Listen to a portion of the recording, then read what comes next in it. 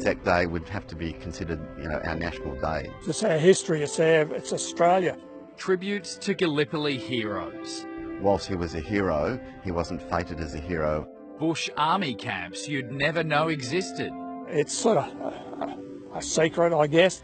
More than 100 significant sites revealed in a new guide and map just in time for Anzac Day. The map will give people the opportunity to rediscover these sites and visit them. Paul Bridges is the curator of the Swan Guildford Historical Society.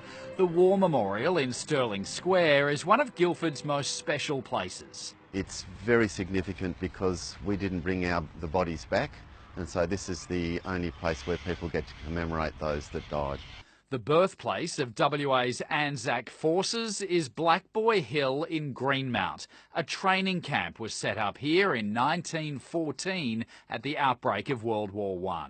It was a bush camp that was near a railway line, so it was far enough out of the city for the troops not to wander.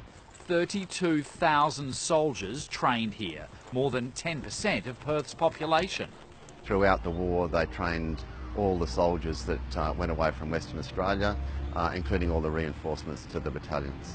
More than 6,000 men who trained here and went off to war didn't make it home. The old camp huts are gone, but an important memorial remains. There's no sign that this piece of bush in South Guildford was a training ground for the 10th Light Horse Regiment more than a century ago. This is where the artillery were based, the militia artillery, and the 10th Light Horse Regiment was formed. Just off Great Eastern Highway sits a monument to one of those light horsemen, Hugo Throssell. He was the only light horseman in the First World War to win a Victoria Cross. He won that at Gallipoli. Awarded the highest military honour, he should have returned a hero, but his marriage to well-known communist Catherine Susanna Pritchard saw the couple shunned. He was an advocate for peace and for socialism. This just went against the grain for the establishment of the day. At their old home in Greenmount, now a writer's centre, Throssell took his own life in 1933. One of our biggest military secrets sits in the bush just outside Chidlow. Hard to find concrete pads, the only clue that this was home to World War II training camps.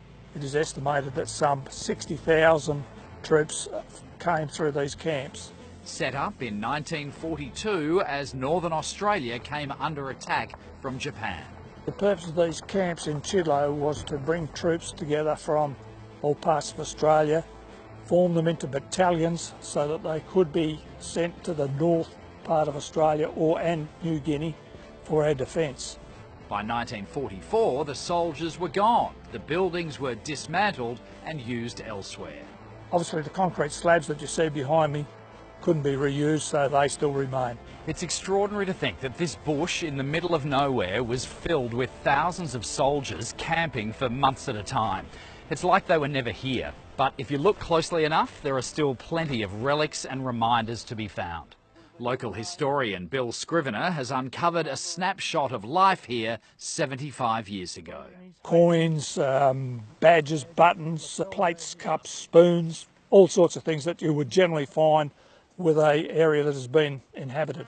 The new guide reveals some fascinating locations. The key now is to preserve them. We come from history. It's our past. Hopefully they will be preserved for generations.